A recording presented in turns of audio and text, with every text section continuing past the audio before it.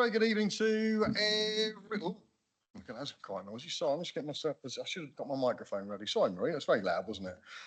Good evening to the extraordinary full council, Wednesday, the 1st of October. Good evening to those in the public gallery. You're very welcome this evening, and good evening, members. Now, I know there's going to be a titter about this one, but there are no planned fire drills during this meeting. If you were tuned in last time, we did find ourselves out in the car park. But if you hear the fire alarm sound, please treat it as a real emergency and evacuate the building via the nearest safe escape route. The nearest escape route is via the stairs to your left as you leave the council chamber or public gallery. Exit via the door at the back of the building and walk across the inner car park to the evacuation point, which is the pavement opposite the police station. The lifts cannot be used in the event of an emergency.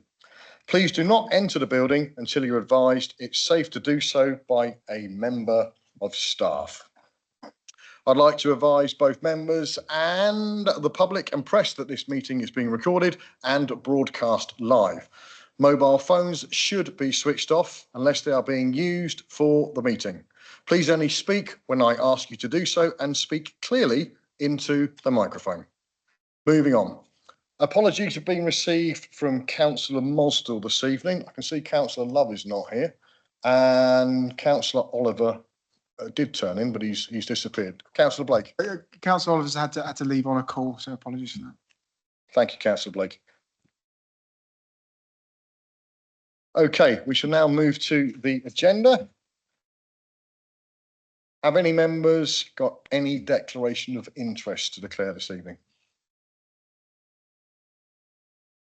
No, thank you. We don't have any public questions in terms of written. They haven't been received. However, if anybody has got a public question or a question from the public gallery, I'm happy to hear that. Have we got any questions at all from the public gallery this evening? No. Okay. Well, thank you for turning up anyway. Report of the leader of the council. This is the Devolution and the Mayoral Combined County Authority piece. Councillor Jordan.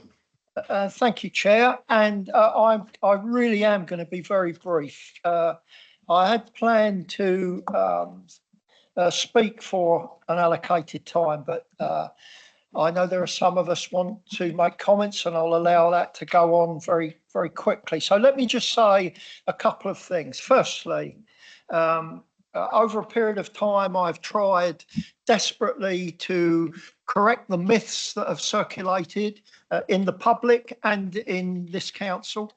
I've tried throughout the process, and as far as I am concerned and believe, have done, circulate all of the information that's been available. That includes all of the documents, sometimes draft documents, to councillors via the group leaders, and letters I've written to the minister and letters I've received from the minister.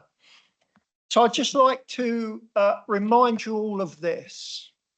Earlier in this year, we decided as a council to move forward onto the priority programme and into the devolution process. And this evening is part of the government's request to us to provide them with a decision to continue on the priority programme, and from which government will draw up the statutory instrument, the legislation that allows the combined authority to be created. So this evening, this was done earlier this year, this evening is about, do we continue?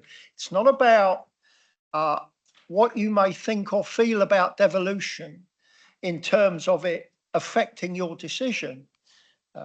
You may wish to express those, and I'm sure some of you will. It's about saying yes or no to remaining on the priority programme. I'm going to leave it there. I would just add finally that there are alterations to the recommendations. They're on your desk in front of you. There is a So I'll just speak them, I'll just read them out. Number one is the recommendation is that we take all four of the recommendations as one vote. The reason for that is if you look, item 6 and item 7 are for noting anyway. Item 9 is to do with the election. It would make no difference if we had a view on that. The only item that is, I suggest to you, contentious is item 8. And that leads me on to the second recommendation. There is a typo, I'm afraid. It isn't recommendation 6, of course. It should be recommendation 8.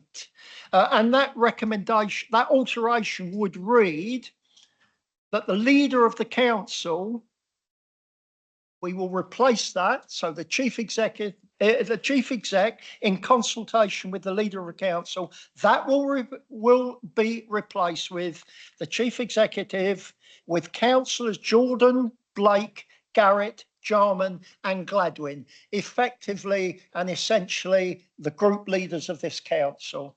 So that's the alteration that's being made.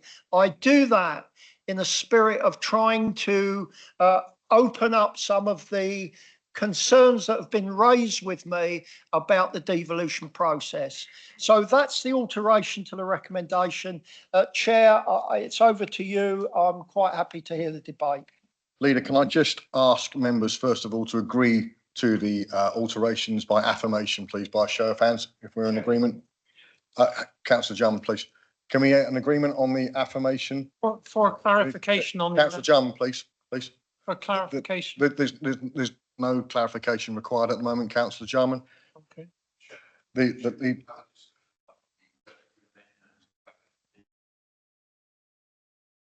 Okay. I'm being advised it's not for debate, Councillor Brody.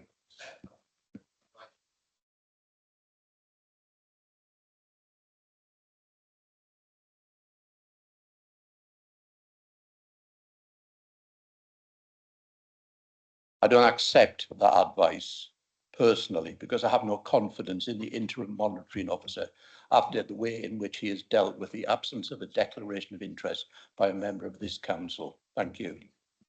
Chairman, just so I can clarify, that is my advice.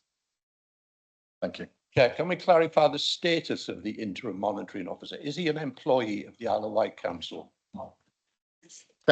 Councillor Blody, please. We're not. It's not a relevant matter for this evening, Jeff. Is he a member of staff This is not what of we're here the to Isle of discuss, Wight Jeff. Council? Well, if you want to go down that road, fair enough. But I have no confidence in the interim monitoring officer of this council. And the advice you're being given is inappropriate. We have been placed a set of recommendations 1 week before. There's an attempt to amend it from the top table tonight. There should be a debate as to whether it is accepted or not. I do not accept that amendment, and I'd like the opportunity to speak on it. Thank you. Chairman, can I just refer to procedure rule 4.1.2.5 in the Constitution? It says a councillor may alter a motion which has been moved without notice with the consent of both the meeting. Chair, I can't hear a word he says, as usual. Would he please speak up so as the people who might be hard of hearing can actually hear him? Thank you. If I can refer to procedure rule 4.1.25, which says a councillor may alter a motion, which they have moved without notice with the consent of both the meeting and the seconder. The meeting's consent will be signified without discussion. Thank you, Chair. Thank you very much. But Chair, can I just have clarification? A significant alteration is going to be voted on without any discussion as to why anybody might oppose that. Can I ask members just to show, please, to agree or disagree the alteration by affirmation for all those in favour? Point of order. Hold on. Chair, this is disgraceful. What is the point of order? Procedure rule. What's the procedure rule of the law, Councillor Jarman? Going on. is that this now makes no sense at all because What's the procedure rule you're quoting, councillor Jarman, because please? the recommendation no longer makes sense if What's we the make. procedure rule Not you're making quoting, sense, councillor councillor Jarman. Jarman? For what you're asking, you have to quote the breach of procedure rule or the relevant law. Don't have a copy of the Constitution with me that I can quickly look up in an instant to identify why this is wrong. But you can't quote it at the moment, so we will move on. So I say again, can we agree by? Not at all, councillor Brady, but you can't bring other elements into that. All I am asking here is to agree to the alteration by affirmation. I would like a show of hands, please. Thank you. Could you count them, please, Simon?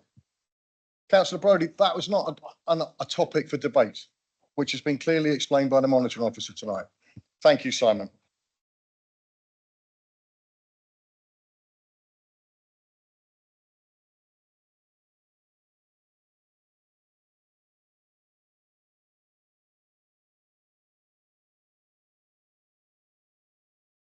Thank you very much, Simon. We now will open the floor for debate and sorry, I do apologise. For those who are against. Against, please.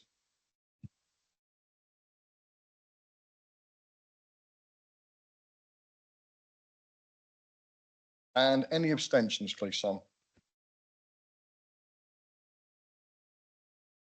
Thank you very much. So, Councillor Jordan, have you got a seconder? Thank you. I will second that, Chair, and reserve my right to speak later. Reserve your right. Thank you very much. We'll now open the floor. It's 3 minutes per member. Councillor Spink is first. Councillor Spink, Peter. Thank you. I have a quasi point of order, which I think you're aware of, Councillor Adore. And that is this, that the monitoring officer and I have exchanged emails and also this afternoon had an in-person chat.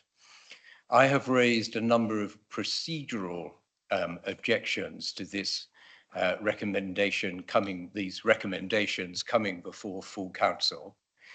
The monitoring officer has given me certain advice, which I do not consider as correct.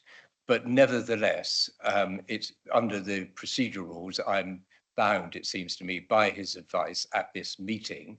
But I simply wish it to be recorded in the minutes that is not acceptance of the advice that I've been given, simply acceptance of the fact that I've no basis for arguing against it, it seems to me, if that is the ruling of the monitoring officer. Thank you. Thank you, Chair. Thank you, Councillor Spink. Yes, Chair, I mean, I fully respect Councillor Spink's counter argument. I fully respect that. I just don't agree with it. Thank you. Do we have any further comments from members? Councillor Garrett, would you like to speak now? In that case, so I was expecting to hear many speeches one way or another on this. And people know, because I've repeated often, that I've been on-off councils for a number of years.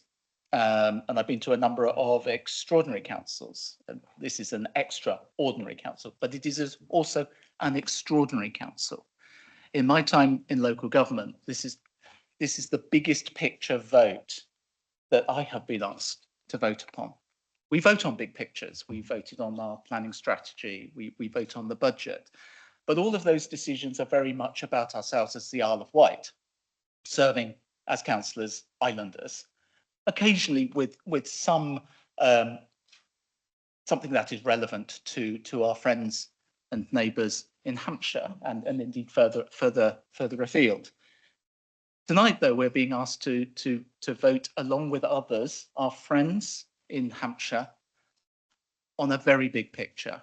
We're being asked to say, do we wish decisions to continue to be made in Whitehall and Westminster? And I'm deliberately echoing the words of the minister who addressed some of us last week. And that in itself was an extraordinary event, that a minister should take that time to talk to group leaders and unaligned members. Do we wish to continue for the next few years to have decisions made by Whitehall and Westminster, and then just wait at the back of the queue to have something imposed upon us? Or do we grasp the opportunity to continue in discussions and negotiations and finally see through a process of devolution, a bringing of power down from Whitehall and Westminster? In my time in local government, since I was first elected to a council in 1991, governments of both complexions and, well, actually should say all complexions, because of the coalition government, have sought to centralise power. Coalition government went a little way to decentralising through the Localism Act, but that wasn't as big a thing as before us now.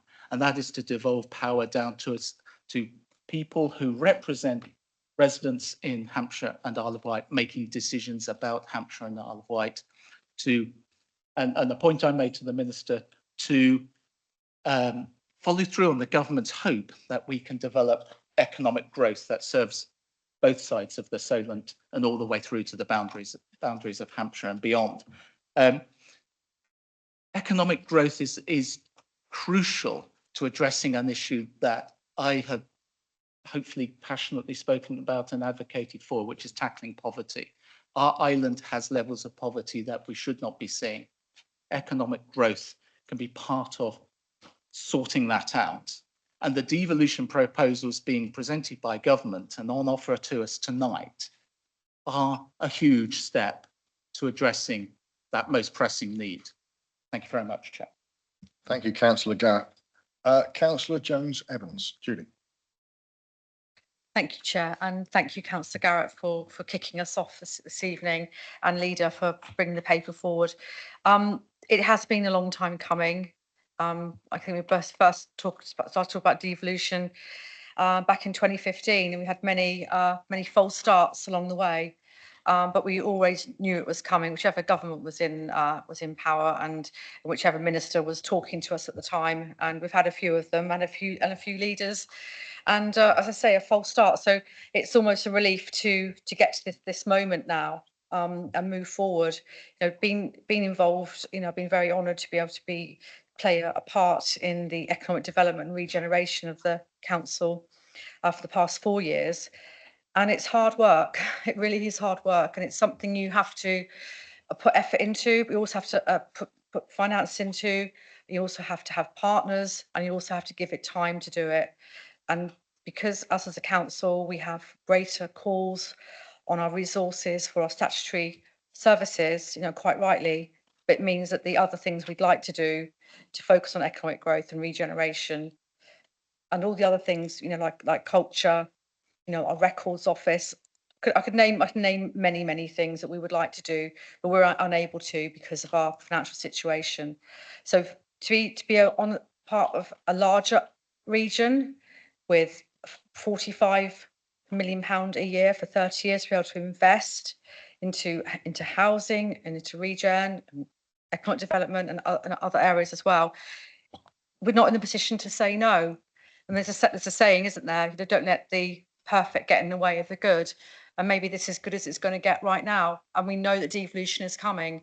We've helped shape the document. It's been out to consultation, and we're trusted. We've got good relationships with our partners across the water because of the many years I've been working with them, and I work on the Solent LEP for years as well. Again, which I was very happy to represent this council on. So, you know, I'm here tonight to take this watershed moment, to take this vote, not only for us here and now so we can move forward, but for the future of our island, for our young people that are sitting here thinking, is there a place for me?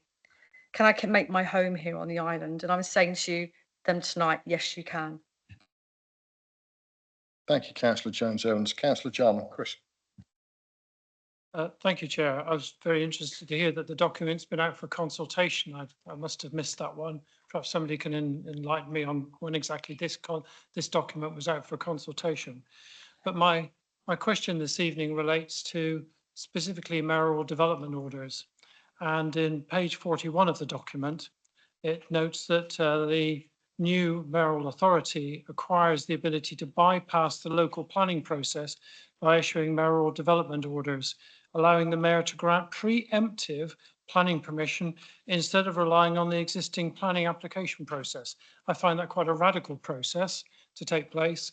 No doubt there are those who have been applying for major applications on the island who might find that a very attractive process, simply to approach the mayor directly, and for the people on the island and our own planning authority not to be involved in that. Bypassing them is a very important step. So two particularly important things there. One is the results of that, please, of that consultation on this paper with the people on the island. And the second one is on the mechanism by which these mayoral development orders will be granted. Thank you.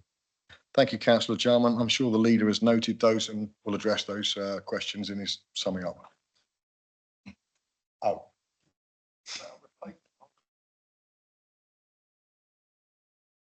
No, in your summing up, I said, leader. Right, the results of the public consultation on the paper before us this evening and the mechanism for use of the mayoral development orders as a method of circumventing our own local planning processes. Thank you. Thank you, Councillor Jarman. I'll leave that for the leader to add to his summing up. Councillor Drew, Warren. Thank you, Chair.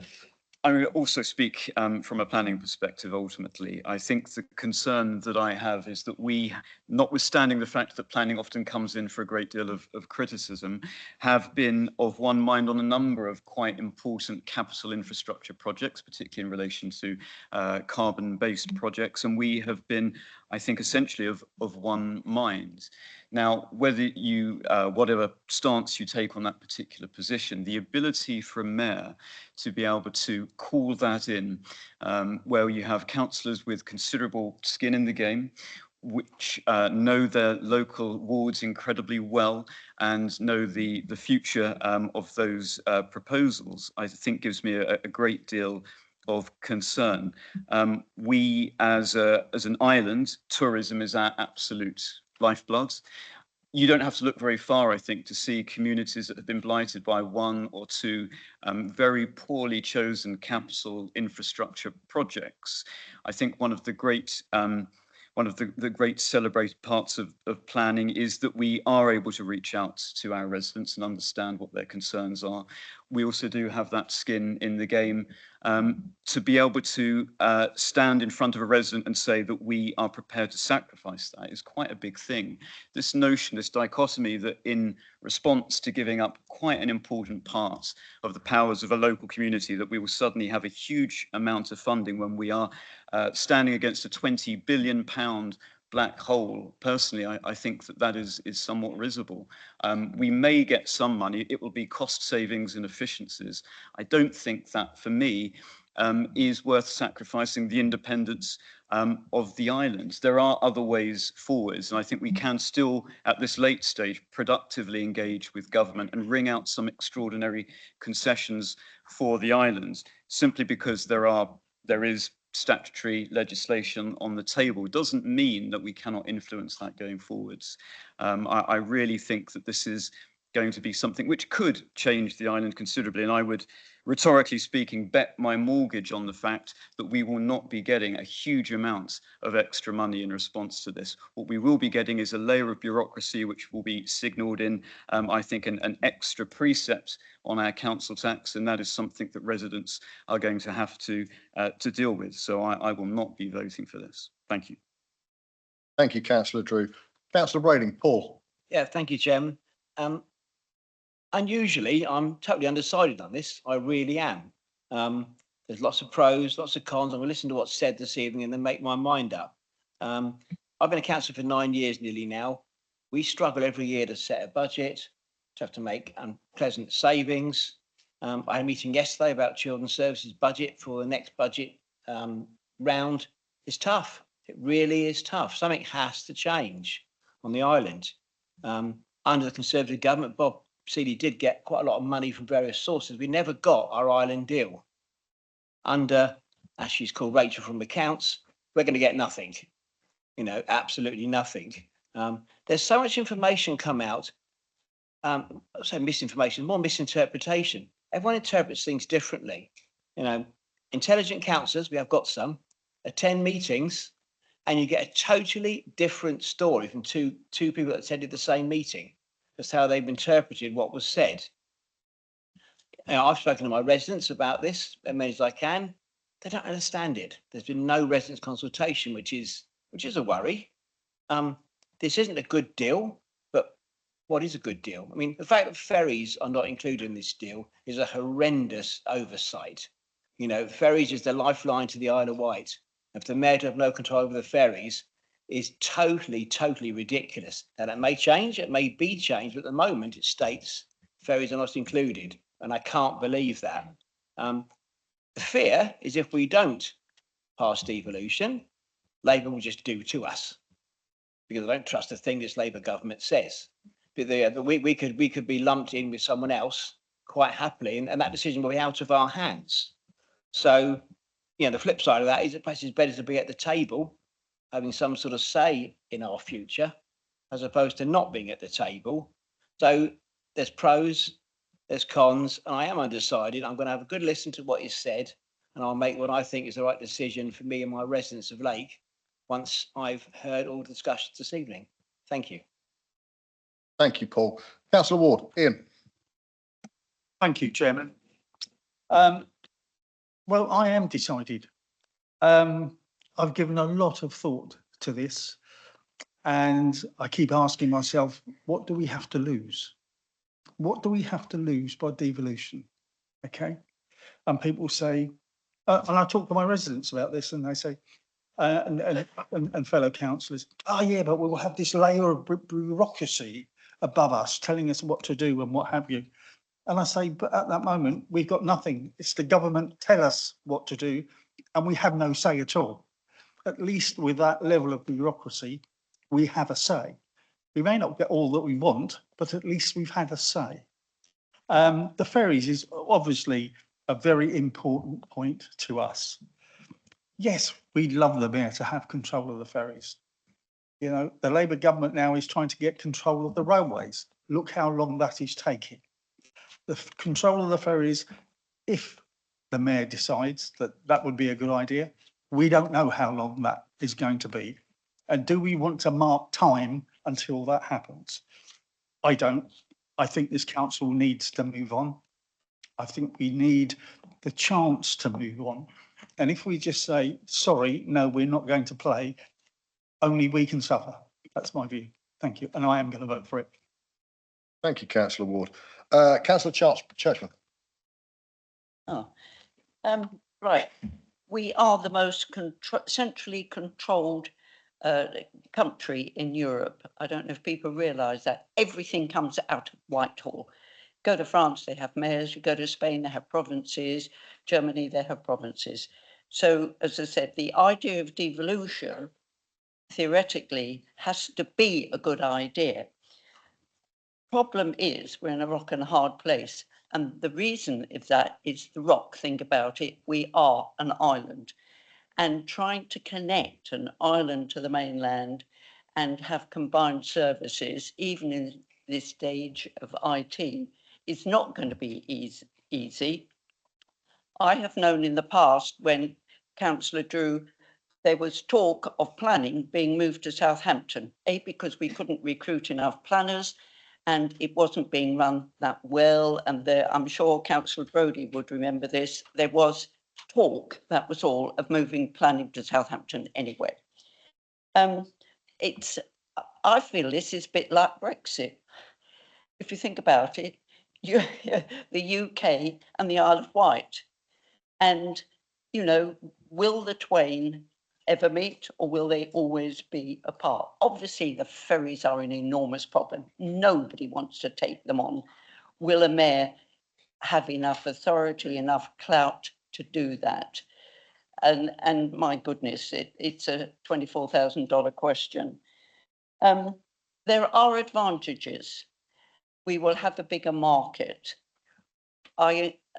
Basically, Hampshire, Portsmouth, Southampton, they do like us. We get on well, reasonably well. But as I said, I am like Councillor Drew, Councillor Ward. I'm waiting to hear what other people think.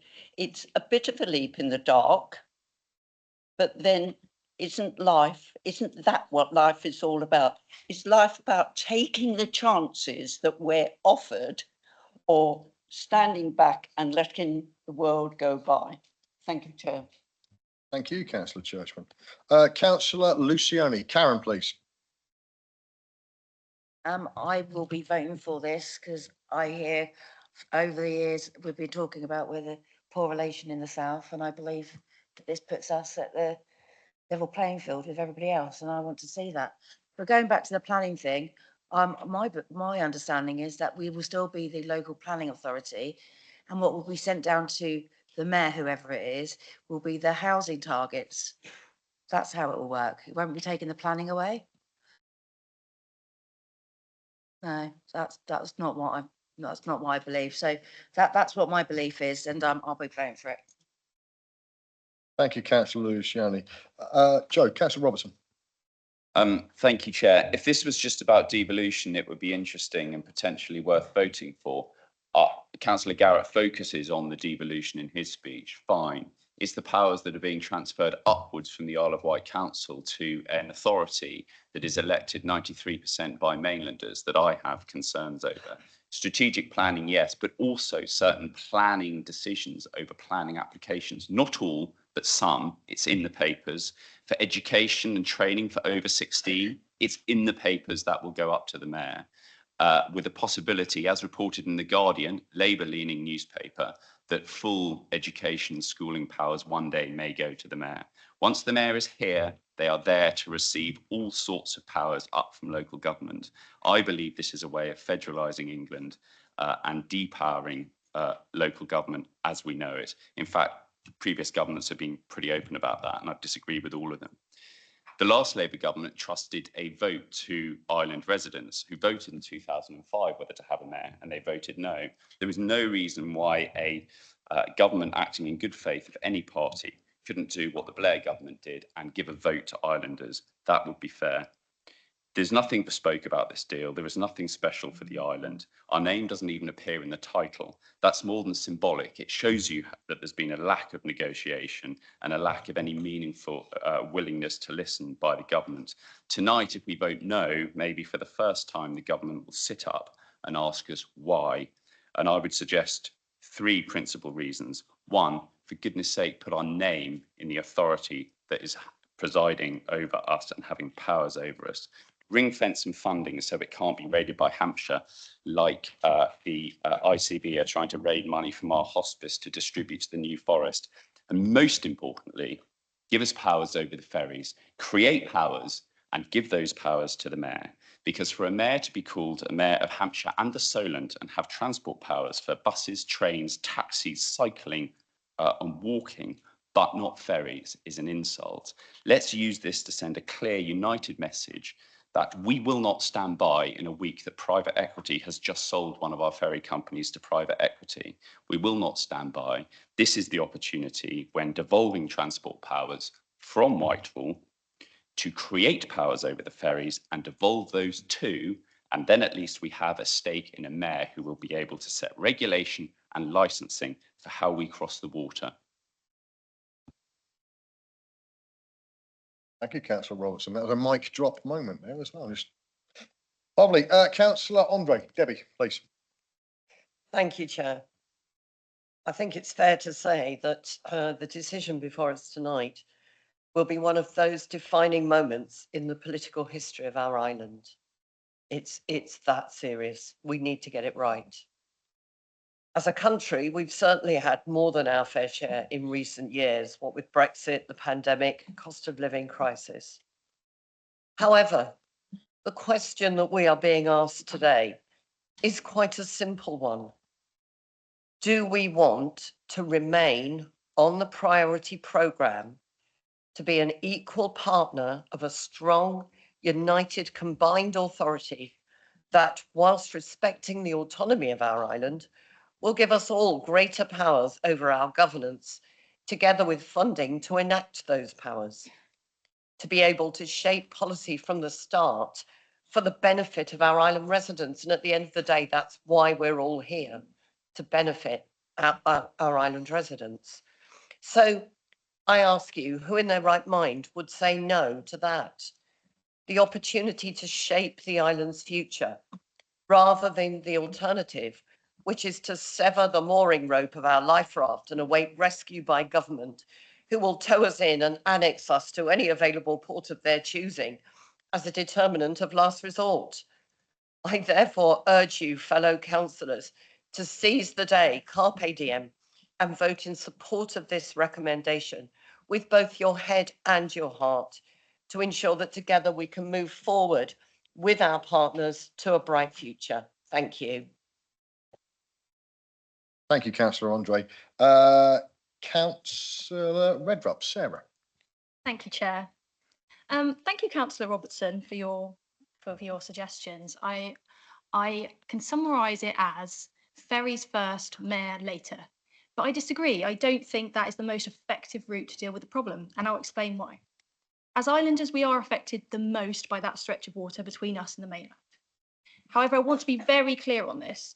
Although we are affected more than the mainlanders by the ferries, we do not own this issue. We share it. We share it with our neighbours. Red Funnel own the Hythe ferry, which has not been running at all for the past year. This year, Gosport ferry cut late night sailings and raised prices. I have a good friend who lives in Gosport, and as an experienced engineer, he saw a job on the island that he would have been the perfect fit for, but the cost and reliability of ferries put him off applying. Nobody wins in that scenario. Not the business, not my friend, and not even the ferry companies. However, with more accessible, affordable and reliable transport connectivity across the entire region, not just the Solent, everybody wins. After all, our travel problems do not end either side of the ferry ports. If we can travel more easily, we can spend money more easily in businesses, we can access training and jobs more easily, we can visit family and loved ones more easily, we can access sports and community groups more easily. And a personal example, we can go for a night out in Southampton for our friend's 28th birthday and not have to leave partway through just so we can get home. This is exactly why stepping out of the Devolution priority programme now is like shooting ourselves in the foot.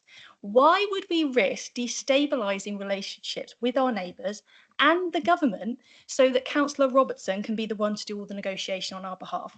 Would it not be more compelling to the government to have a directly elected mayor for the region using their newly formed powers to request, which Donna Jones has already been talking about, so we know about it, and a committee of local authority leaders calling for the same thing? After all, the government has made it incredibly clear. They want to establish mayors, they want to give them powers, and they want to hear what the local problems are on the Council of Nations and Regions. So why would they not listen to them? We only need to look to other mayoral authorities to see what can be achieved, and what can be achieved by looking at things regionally, not just in a unitary authority. In Greater Manchester, the interventions of the mayor has been directly linked to life expectancy, growing faster than expected, with gains the greatest in the areas of highest deprivation. Why is that? Because of what Councillor Nicholson tells us all the time. You cannot improve health outcomes without first addressing the social determinants of ill health. And two of the biggest determinants are poverty and inequality. All of us in this room know that there is a deprivation on this island. In Greater Manchester, following devolution, unemployment fell faster than the national average. There were 11.1 fewer alcohol-related hospital admissions, 11.6 fewer first-time offenders, and 14.4 fewer hospital admissions.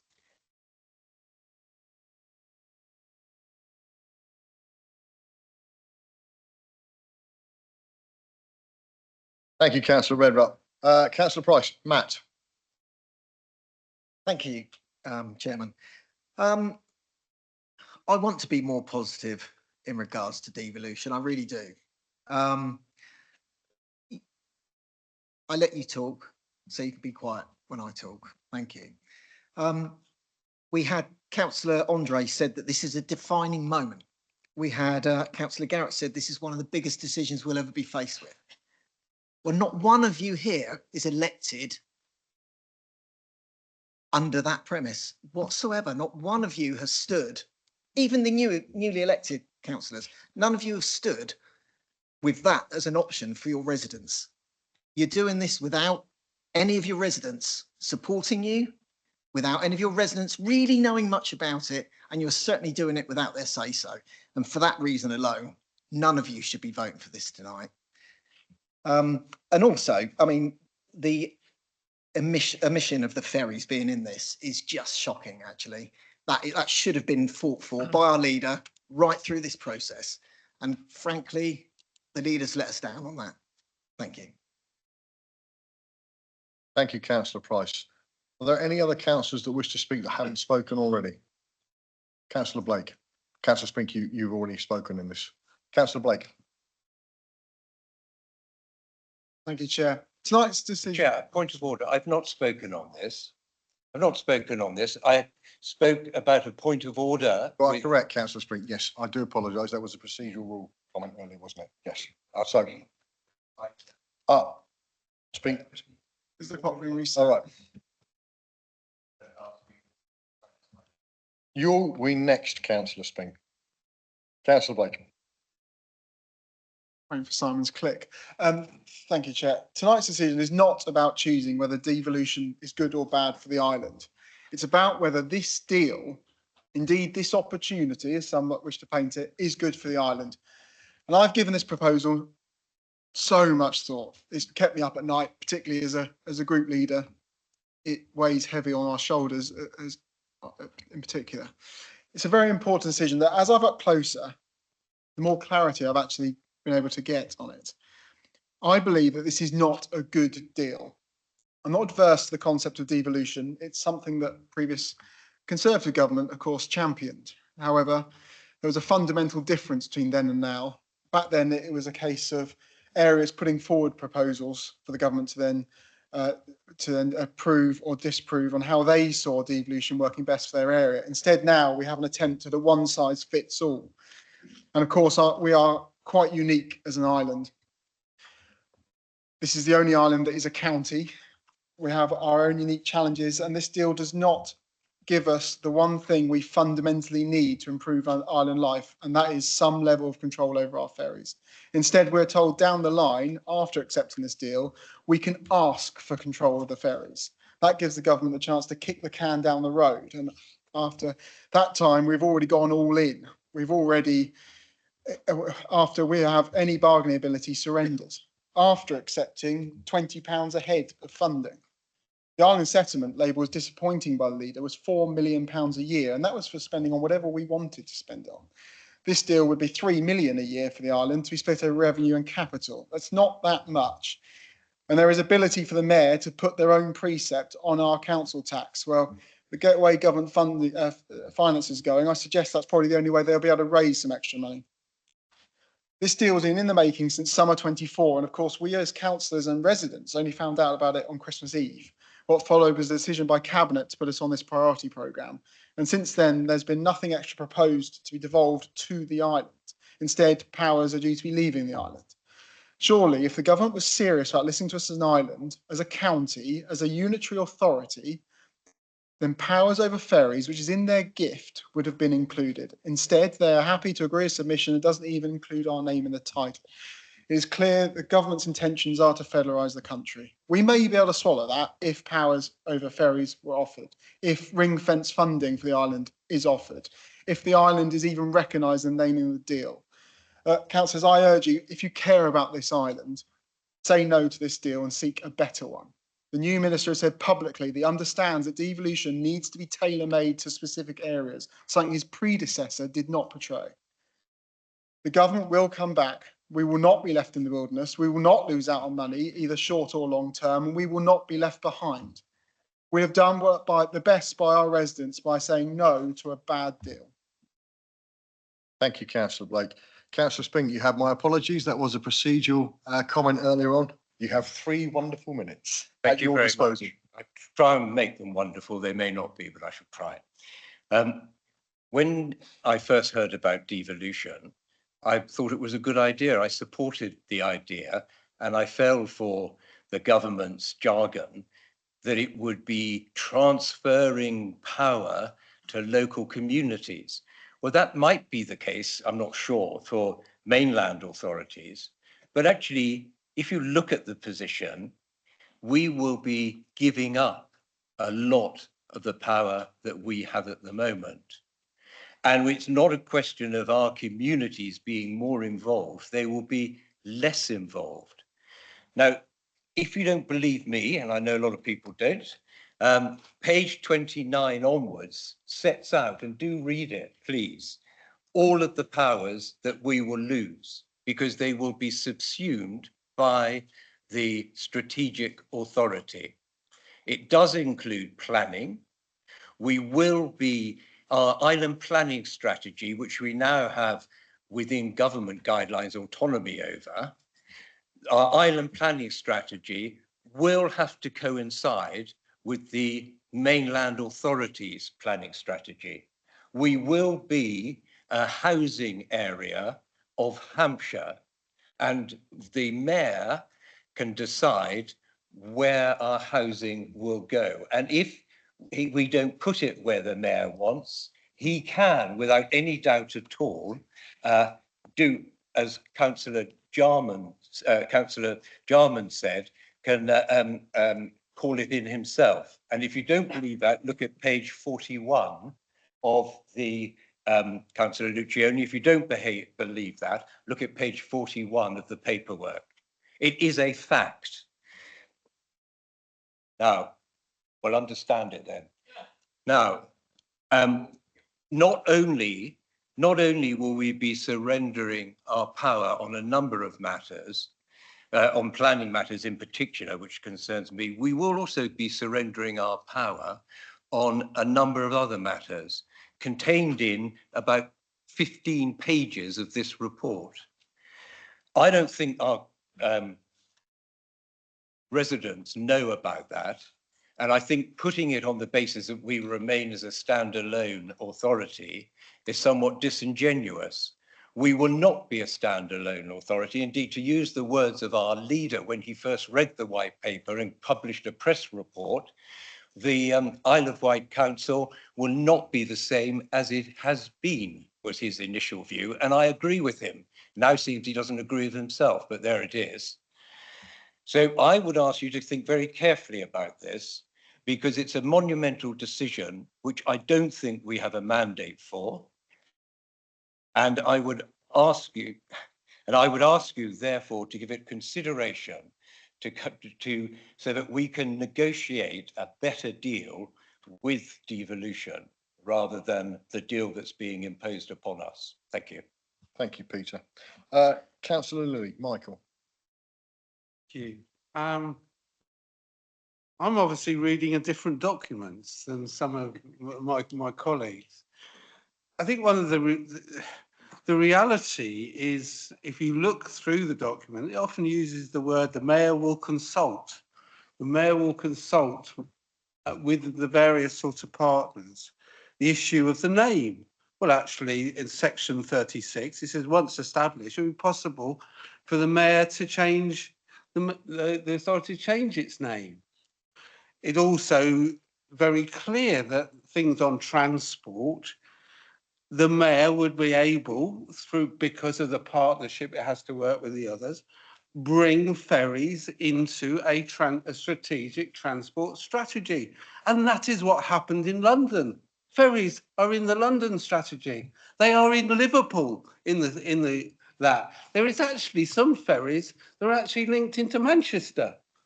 So, I mean, the point is that mayor will actually work in consultation and actually make these things happen.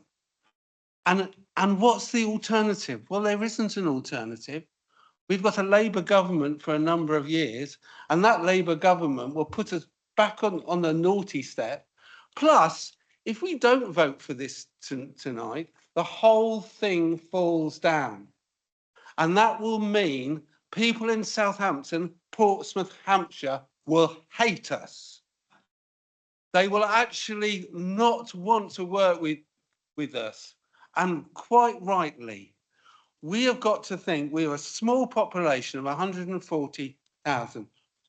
We're not, we think we're special, but we actually need to make sure that population is part of the region and actually has a benefit. And the last thing I will particularly say is adult education is mentioned in that. We don't in this council put really any money into adult education. Adult education empowers the single mum who lives on Oakfield, right, with 3 children to get into a job.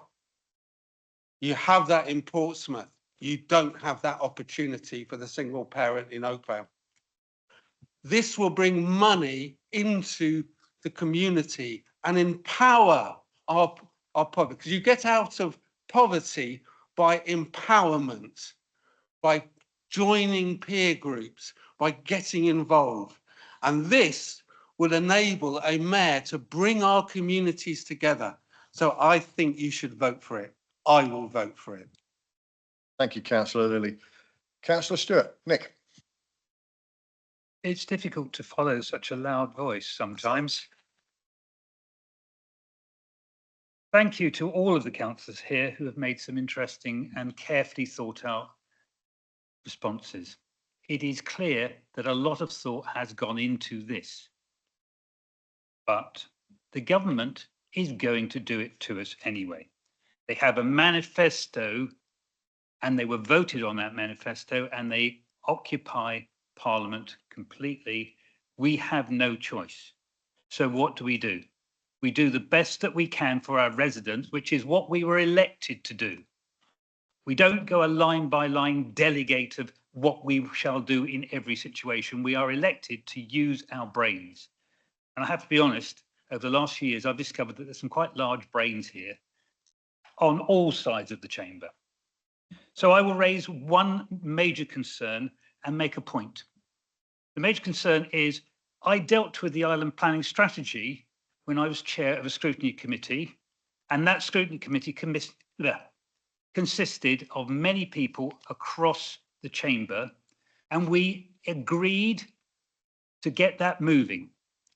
Luckily we did, because the incoming Labour government would have forced us into a much larger number of houses on the island, which we couldn't even begin to build. The point is, we seized the opportunity, and I'm thanking all of the members of my scrutiny committee who carried us through that process, and all of the other councillors who I invited to the special meeting to talk about the process. I have been talking to the Liberal Democrat candidate for mayor. He came across the island virtually immediately after he was selected. And I quote, "Mayors in Liverpool," I think somebody else has mentioned that, "and the North East already get money from government to invest in ferries. We need a mayor who will do the same for Hampshire and the Isle of Wight. Currently, responsibility for transport is divided between 4 different councils, the Isle of Wight, Portsmouth, Southampton and Hampshire. The mayor for Hampshire and the Isle of Wight," he mentions that name, I didn't tell him to, "has to join up those different authorities, persuade the government to invest and get a proper plan for a reliable, affordable ferry service that properly links into an improved public transport network across the region, both here and on the mainland." And I promise we didn't coincide our speeches. We are making the same points. I would say to Councillor Robinson, does he think that the Conservative candidate won't win or is lying because they've issued very similar statements about the ferries and ferry control?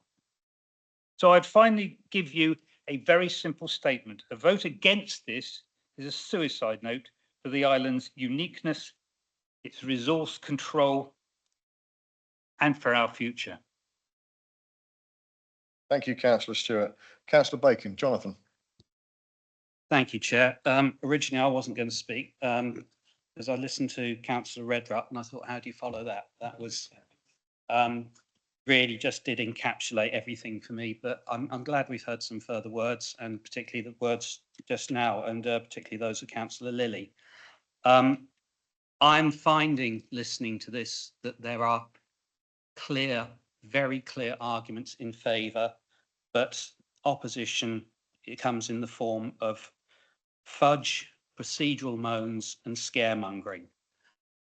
This is about opportunity, and we should take that opportunity. We don't get opportunities that often on the island, having been here since most of the time since 2009. They are rare and we should grab them, and particularly one like this where we have the opportunity, if we vote yes today, to influence, guide and shape what is going to happen, and also to do that while maintaining and developing good relations and work and the benefits of those relationships with our neighbouring authorities.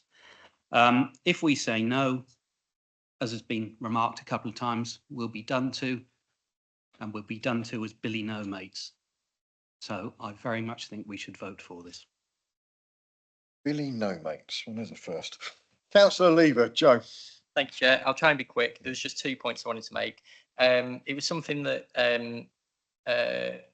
Councillor Price mentioned that irked me a little bit around councillors supposedly not having a mandate to vote to make a decision here, but we are all elected. Things come up all the time that weren't in existence when we were elected, and we have to make decisions. So a word that Councillor Bacon mentioned was opportunity, and I think by voting against this, you are voting against a potential opportunity. So either way, whichever way you vote, you're making a decision. The second thing as well, I agree with Councillor Lilly that a mayor can affect change after a deal is done. And annoyingly, one of the councillors stole my thunder with this one, but presumably the other side would be looking to win with Donna Jones, which makes me wonder why they have so much little faith in one of their own affecting that change after she's been elected. Thank you, Councillor Lever. Do we have any members that haven't already commented wish to comment? Councillor Brodie, Jeff. Thank you, Chair. I've listened very carefully to everything, and I came along tonight with the full intention of voting for this, despite the efforts, the sanctimonious efforts of many people on the other side of the room to persuade me otherwise. I'm still inclined to vote in favour. What I'm concerned about, which you did not allow me to speak about earlier on, is this amendment to recommendation 8, which devolves away from the original recommendation the authority of the leader of the council to approve with the chief executive the statutory instrument in response to government. I oppose that because I think you're creating a recipe for disaster with the 5 names that are in front of you. You've put down at least 2 who I would estimate are in favour of this, and potentially 3 that are against. I don't know about one of them because they haven't spoken this evening, but I can guess what 2 of them would do as well. So I can see you creating an impasse there.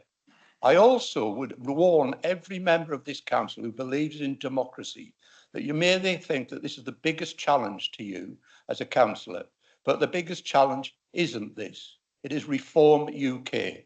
And you are putting the leader of the ABC group in this group of 5, a threat to democracy. And what you're doing is you're putting the welcome mat out to Reform UK. That's enough. Reform UK, a racist organisation. Councillor Brodie, that's enough. Thank you. Articulated by the Prime No. Minister. We're not doing this.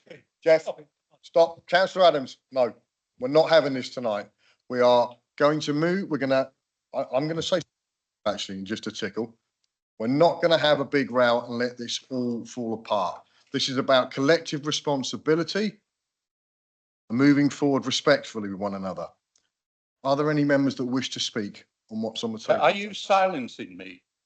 I am, Jeff, on that, yes. You're silencing me. So you're supporting racism in this country. Councillor Brodie. That's what you're doing. Jeff, no. Racist. No.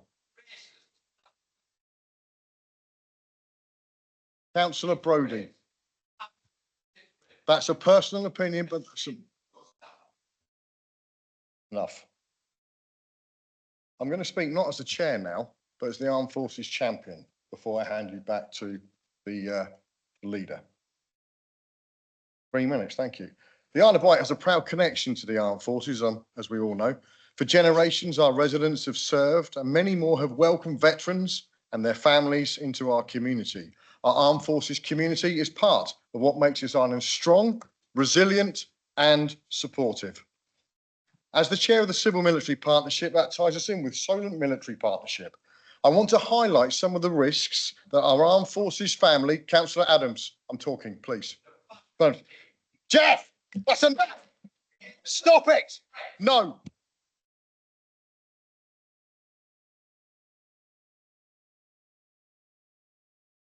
Members, I'm adjourning the meeting.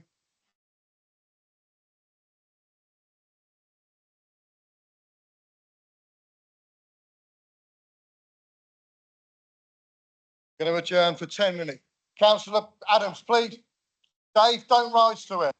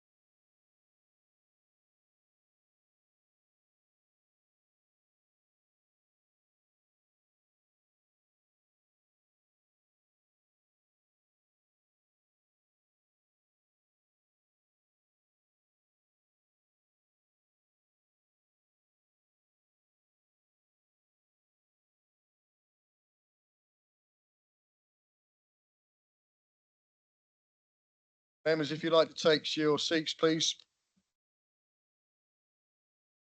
I'm going to move to the Leader of the Council to offer his right to reply, and then we will go to the vote. Thank you. Thank you, Chair, and I will keep this brief, and I won't summarise, but what I would like to do, just very briefly, is first thank everyone for, Councillor Stewart mentioned this, there's been some valuable comments made in a respectful way during the debate, and what I've heard, I've made some notes since I missed Councillor Spink's thing, or Councillor Jarman. So let me just address those if I may, right? So firstly, and I'm going to do them in the order that you all spoke, so bear with me if this is not so coherent, but the first thing I heard was about a consultation. Consultation was carried out earlier this year. It's referenced in our paper. It's on it's on paragraph 21. And the consultation took place between the 17th of February and the 13th of April this year. So that's the consultation that people didn't know about. So they now know about it. On the mayors, so there is a idea because government like this idea, the media like this idea.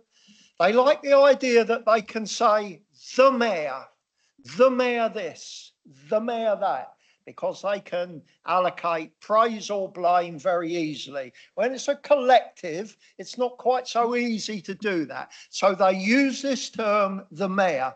Now, when you look at the reality across this country in the 16 devolved areas already, you will see that the mayor actually has to work with not only the local leaders, the board, but also the local authority of the leaders that are represented on the board on just about all decisions.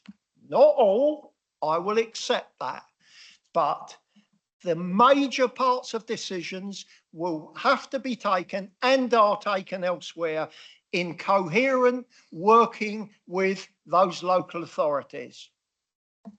Now, spatial planning is one of the areas that we keep hearing the mayor. It will be the board, of course, won't be the mayor, it'll be the board. But also in working with the local authority, because this local authority doesn't lose its planning department, its planning committee, or its planning service. In fact, this council doesn't lose any of its services. Devolution is not about, as I heard from Councillor Churchman, combined services. It's not combined services. Devolution is creating a strategic partnership into which strategic funding comes from government and strategic powers to help deliver those funding. So that answers some of those comments. The precept, taxes, no. The mayor can't put up taxes, doesn't have the power. What the mayor can do is introduce a mayoral precept. There are 16 devolved authorities, 4 of them have introduced a mayoral precept. That's a fact, you can go look it up.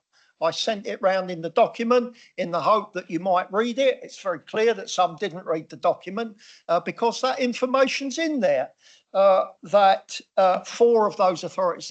I even listed the amount of precept that was introduced. They're big. I see people smiling. It's great. It's lovely. It's when you learn the facts. It's good. You can smile.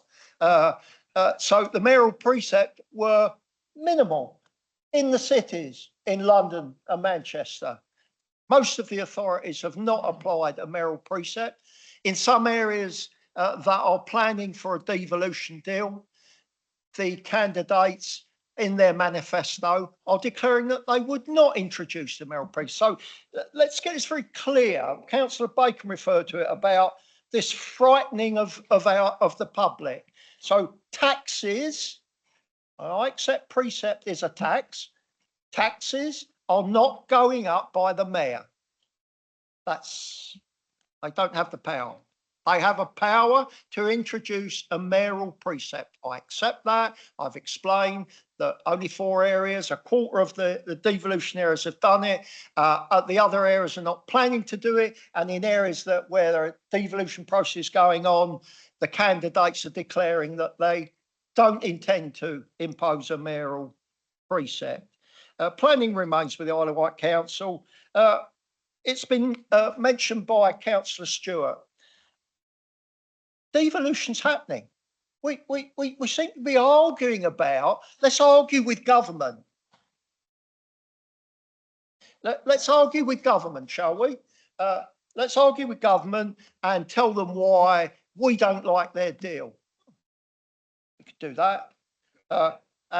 We can do that. And I'll tell you where it leads you. It's an all or nothing deal, right? Hampshire, Southampton and Portsmouth and the Isle of Wight will be out of the priority programme. There were 12 local authorities that applied for the priority. No, there were 16 local authorities that applied for the priority programme. 6 got awarded it. We were one of them. The minister in the meeting the other day confirmed it. Her door is being battered down by local authorities that want a devolution deal. Have no fear. If we step out of this,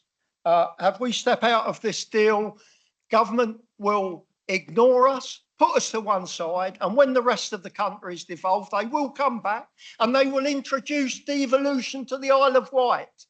That is what will happen.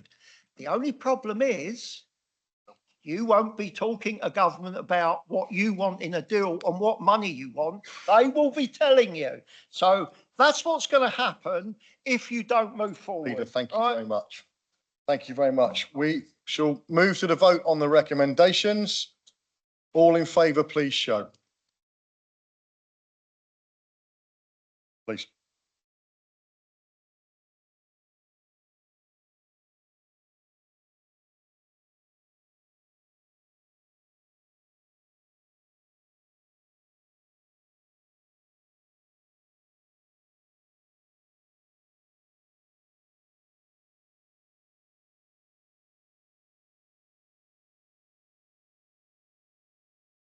Thank you. Anybody against, please?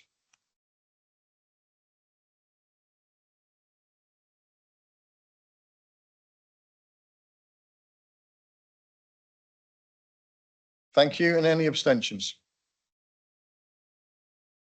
Thank you very much. That motion is carried. In the absence of no members' questions this evening, I call the meeting to a close. Thank you very much, everybody.